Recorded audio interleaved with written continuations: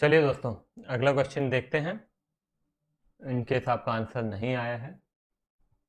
On 31 March 2019, cashbook of a merchant showed bank overdraft. Okay, bank overdraft है, cash book का bank overdraft, ठीक है। मतलब follow करना है पासबुक को और नेगेटिव बैलेंस दिया हुआ है, तो ये नेगेटिव साइड में मैं लिख देता हूँ 172,985, right. On comparing the cash book with the bank statement, following discrepancies were noted. Checks issued for 60,000 were not presented in the bank till 7th April 2019. You are preparing the BRS on 31st March, and some checks were issued for rupees 60,000 which were not presented till 7th of April. मतलब 31st मार्च को देखा जाए तो हमारे पास मतलब cash book में कम, passbook में ज्यादा। फॉलो किसको करना है? पासबुक को। तो पासबुक में है ज्यादा, तो यहां पे लिख दिया मैंने 60,000, राइट। क्लियर है? अब क्या करना है? Cheques amounting to 75,000 were deposited in the bank but were not collected. तो 75,000 के चेक डिपॉजिट हुए हैं, मतलब कैश बुक में ज्यादा है, पासबुक में कम है, तो हम भी कर देंगे 75,000 कम। A check of 15,000 received from Mahesh Chand and deposited in the bank was dishonored, but the non-payment advice was not received from the bank till 1st April 2019. ध्यान देना। अगेन मैंने आपको डिसऑनर में पहले भी बता चुका हूं, ध्यान रखिए। आपको चेक मिला, आपने डिपॉजिट किया, डिसऑनर हो गया, मतलब आपके पास ज्यादा है, पासबुक में कम। क्योंकि डिसऑनर हो गया तो बैंक में तो आया नहीं, मगर आप तो लिख चुके हो, तो आपके पास ज्यादा, पासबुक में कम, तो पासबुक में कम करना है। चलिए फटाफट, और यहां पे मैंने लिख दिया ये 15,000, ठीक है। फोर्थ ट्रांजेक्शन क्या कहता है? ₹1,50,000 being the proceeds of a bill receivable collected appeared in the passbook but not in the cash book. एक बिल के पैसे हमको पासबुक में मिल गए थे, देख लो अच्छे से। ₹1,50,000 being the proceeds of a bill receivable collected appeared in the passbook, है ना। एक बिल रिसीवेबल के पैसे कहाँ आ गए? बैंक में आ गए, मगर कैश बुक में उसकी कोई एंट्री नहीं है, तो पासबुक में ज्यादा, कैश बुक में कम। क्या कहा मैंने? मैंने कहा पासबुक में ज्यादा, कैश बुक में कम। तो पासबुक में ज्यादा है तो कर देते हैं यहाँ पे 1,50,000। Bank charges 1,500 and interest on overdraft 8,500 appeared in the passbook but not in the cash book. Bank charges 1,500 और इंटरेस्ट भी बैंक ने चार्ज किया, दोनों बैंक ने चार्ज किया है, तो कुल मिला के जोड़ देते हैं तो 10,500 बैंक ने चार्ज किया है, तो पासबुक में कम हो गया है, मगर हमने अभी तक लिखा नहीं है, तो हमारे पास कंपेरेटिवली ज्यादा है, पासबुक में कम है, तो कर देंगे कम। ध्यान रखना, फॉलो किसको करना है, दैट इज वेरी इंपॉर्टेंट, गलती नहीं होनी चाहिए। Overdraft balance as per cash book of 500 on 28 January 2019 was wrongly carried forward as debit balance। तो ये क्या लिखा है? यहीं पे कंफ्यूजन हुआ होगा, अगर आप लोगों को हुआ है, क्वेश्चन नहीं बना है, तो ये ही एक ट्रांजैक्शन है जो कि क्वेश्चन को गलत कर रहा होगा। Let's see. Overdraft balance as per cash book मतलब नेगेटिव बैलेंस, हाँ या ना। 28 फरवरी को 20th को क्या था? नेगेटिव बैलेंस था, और हमने उसको कैरी फॉरवर्ड किया। कैरी फॉरवर्ड करते हैं, याद है ना भाई? आपका पेज मान लो पूरा कैश बुक का पूरा भर गया, अब भर गया तो वो आप कैरी फॉरवर्ड करेंगे नेक्स्ट पेज में, है ना। तो आपका 500 का ओवरड्राफ्ट मतलब कौन सा बैलेंस था? आपका क्रेडिट बैलेंस था। आधी बात समझ में? कौन सा बैलेंस था बोलो? क्रेडिट बैलेंस था। और उसको गलती से आप क्या लिख रहे हो? Debit balance. ओहो, अब यहाँ पे कुछ स्टूडेंट्स के साथ दिक्कत होती है, बहुत स्टूडेंट्स के साथ दिक्कत होती है कि इसका इम्पैक्ट समझ नहीं पाते हैं कि क्या इम्पैक्ट हुआ है। गलती हुई है, बराबर बात है, मगर क्या गलती हुई है? देखो क्या लिखा है, the error was noted at the time of preparing the BRS। Okay, time of, एक minute, the error was noted at the time of preparing of BRS around 31 March 2019। Okay, तो देखो इसमें पहले मैं आपको बता दूं कि इम्पैक्ट हुआ क्या है।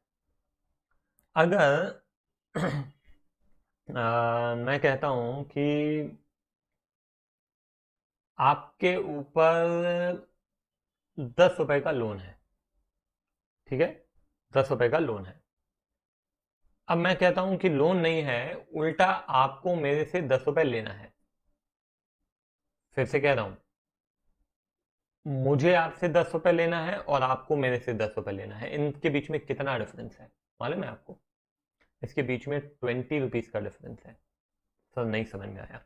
बेटा एक बात बताओ, ये ये जीरो है, ये है -10 और ये है +10। -10 और +10 के बीच में कितने का डिफरेंस है बेटा? 20 का डिफरेंस है। -10 से 0 पे आएंगे तो 10 का डिफरेंस है, 0 पे 10 से 10 पे आएंगे तो 10 का और डिफरेंस है। तो उसी प्रकार से यहाँ पे -500 था और गलती से हमने +500 लिख दिया। तो कितना ज्यादा लिख दिया आपने गलती से? कुछ स्टूडेंट्स को लगता है कि 500 ज्यादा लिखा है। 500 ज्यादा नहीं, 1000 ज्यादा लिखा है। -500 से 0 500 होता है और 0 से +500 500 और होता है। तो यहां पे 1000 रुपए ज्यादा हो गया। कितना ज्यादा हो गया? 1000 रुपए। आधी बात समझ में क्लियर है? ठीक है। तो अब यहां पे 1000 रुपए किसके पास ज्यादा हो गया? ये 1000 रुपए ज्यादा हो गया कैश बुक में, मतलब पासबुक में 1000 रुपए है कम। ठीक है, तो चलो अब इसका टोटल करते हैं, देखते हैं।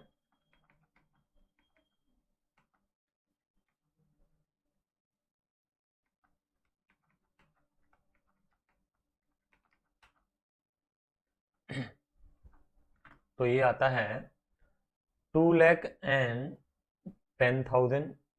सॉरी, इधर मेरे ख्याल से ज्यादा होना चाहिए, एक सेकेंड। इस तरफ ज्यादा होगा। 172,985 प्लस 75,000 प्लस 15,000 प्लस 11,000, तो ये हो जाता है 273,985। इधर भी मैं वही लिख दे रहा हूं,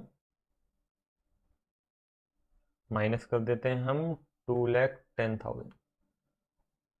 तो ये हो जाता है 63985 नेगेटिव बैलेंस। ठीक है ना? तो नेगेटिव बैलेंस है तो इसको हम क्या लिखेंगे? Negative balance of what? Passbook. We call it debit balance या overdraft balance as per passbook. ठीक है, ये इंपॉर्टेंट है, ध्यान रखिएगा। इसमें स्टूडेंट्स को कंफ्यूजन होता है। मैं एक बार चलो और बता दे रहा हूँ, इन केस को जो स्टूडेंट्स को अभी भी क्लियर ना हुआ हो तो मैं क्लियर कर देता हूँ।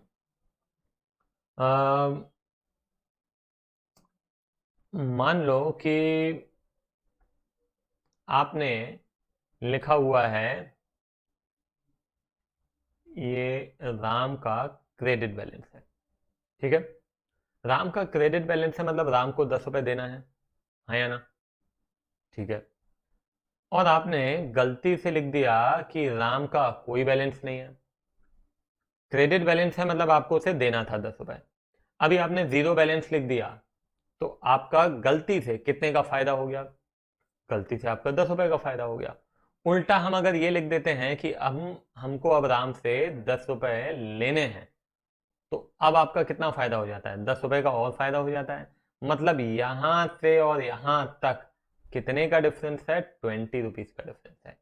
10 ये यहां से यहां तक और 10 यहां से यहां तक। ठीक है ना?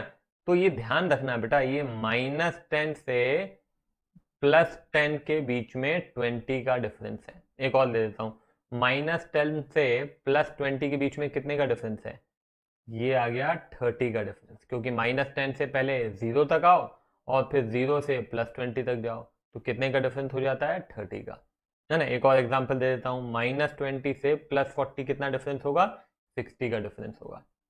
ये क्लियर होना चाहिए, इंपॉर्टेंट है, बहुत इंपॉर्टेंट है। एग्जाम में अगर आएगा तो ज़्यादातर स्टूडेंट्स गलत करेंगे। ठीक है, क्लियर है ये बात? चलो, तो यहीं पे इसको खत्म करता हूं मैं। थोड़ा भी कंफ्यूजन है बेटा, एक बार पीछे ले जाओ, फिर से देखो, सब क्लियर हो जाएगा। चलो बाय बाय।